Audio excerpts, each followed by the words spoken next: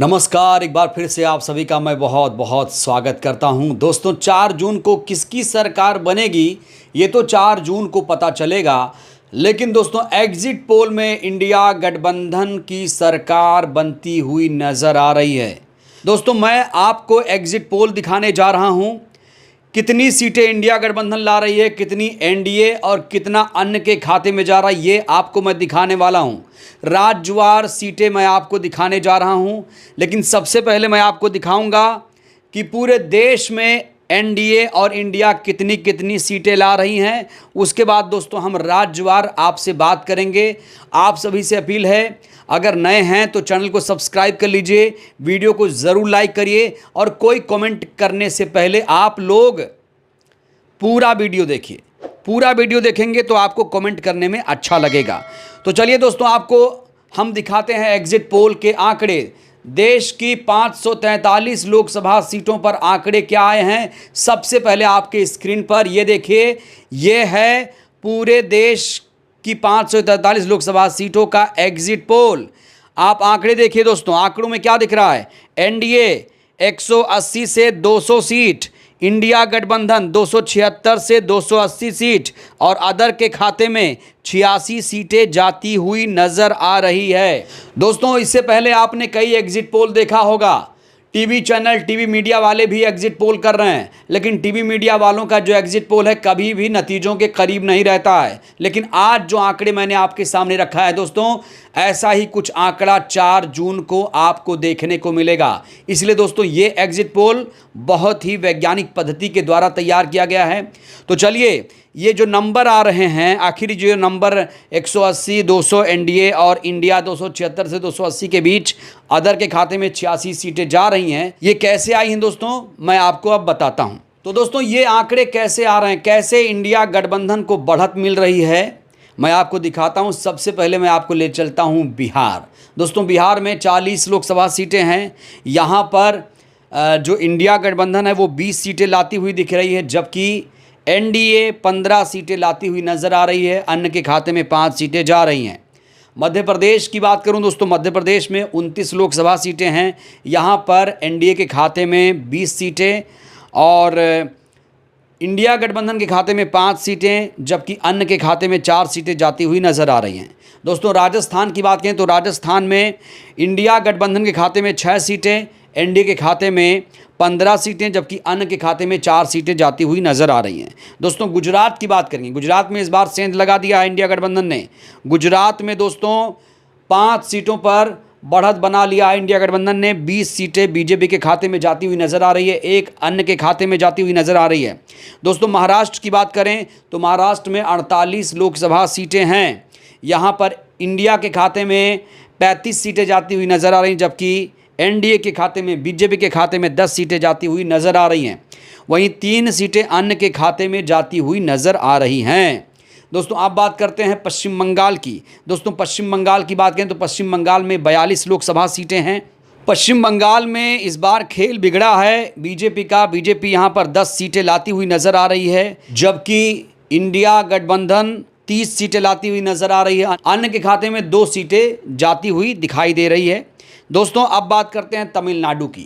दोस्तों तमिलनाडु की बात करें तो यहाँ पर 39 लोकसभा सीटें हैं। यहाँ बीजेपी का जो परफॉर्मेंस है बहुत पुअर है। 2 सीटें बीजेपी के खाते में जाती हुई नज़र आ रही है, जबकि इंडिया गठबंधन यहाँ पर बढ़त बना लिया है। इंडिया गठबंधन के खाते में 30 सीटें जाती हुई नज़र आ रही हैं, 7 अन्य के खाते में।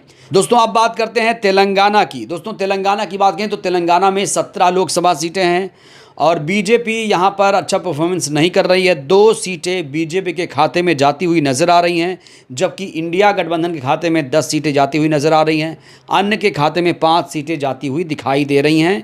यहाँ पर AIMIM और BRS भी शामिल है। दोस्तों आंध्र प्रदेश की बात करें तो आंध्र प्रदेश में कुल 25 लोकसभा सीटें हैं। बीजेपी के खाते में 1 सीट जा रही है, जबकि इंडिया गठबंधन के खाते में 10 सीटें, अन्य के खाते में 14 लोकसभा सीटें जाती हुई नज़र आ रही हैं। दोस्तों ओडिशा की बात करें तो ओडिशा में 21 लोकसभा सीटें हैं। यहाँ इंडिया के खाते में 5, एनडीए के खाते में 5 और अन्य के खाते में 11 सीटें जाती हुई नज़र आ रही हैं। दोस्तों अब हरियाणा की बात करते हैं। हरियाणा की बात करें तो यहाँ पर हरियाणा में 10 लोकसभा सीटें हैं।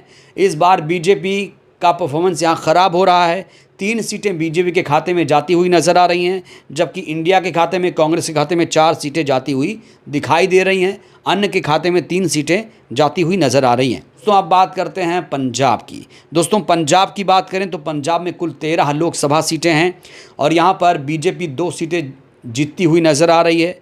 कांग्रेस और इंडिया गठबंधन की बात करें तो यहाँ पर 9 सीटें नज़र आ रही है, जबकि 2 सीट अन्य के खाते में जाती हुई दिखाई दे रही है।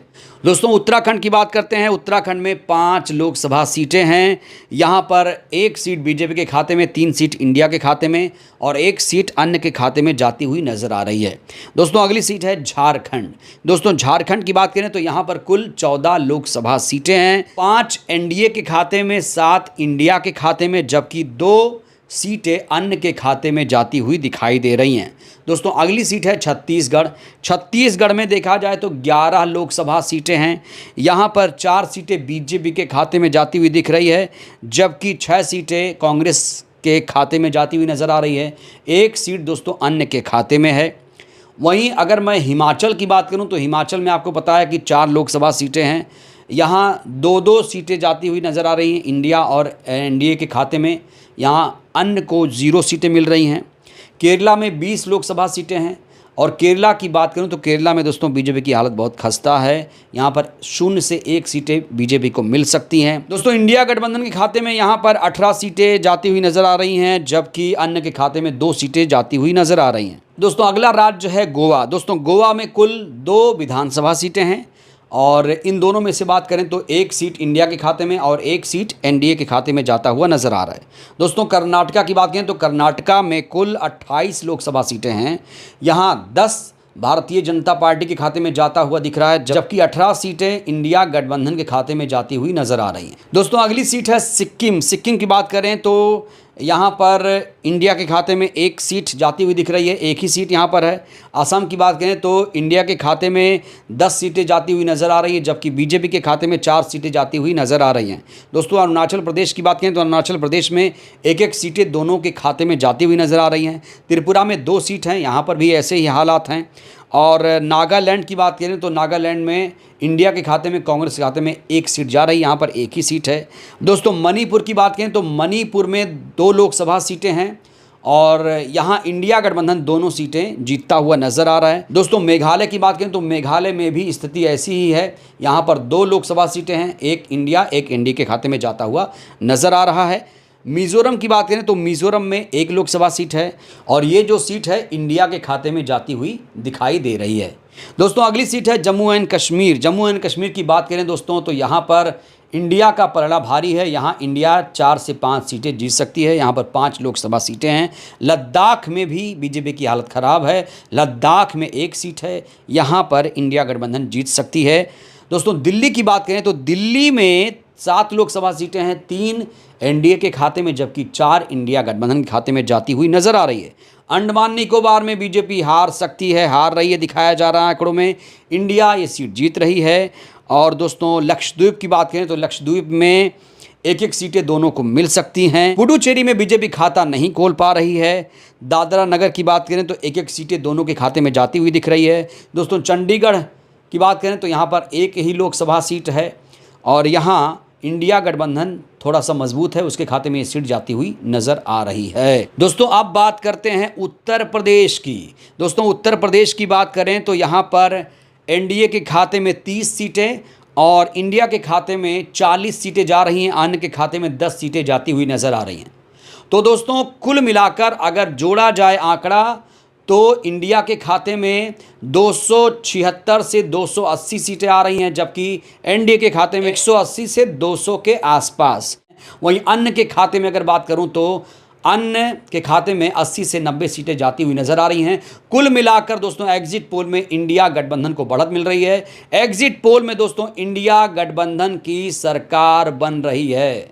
बहरहाल दोस्तों ये है एग्जिट पोल के नतीजे क्या होंगे 4 जून को आपको पता चलेगा। बहरहाल हमारी एग्जिट पोल पर आपकी क्या प्रतिक्रिया, अपनी प्रतिक्रिया आप लोग ज़रूर दीजिए। बहुत बहुत धन्यवाद, शुक्रिया।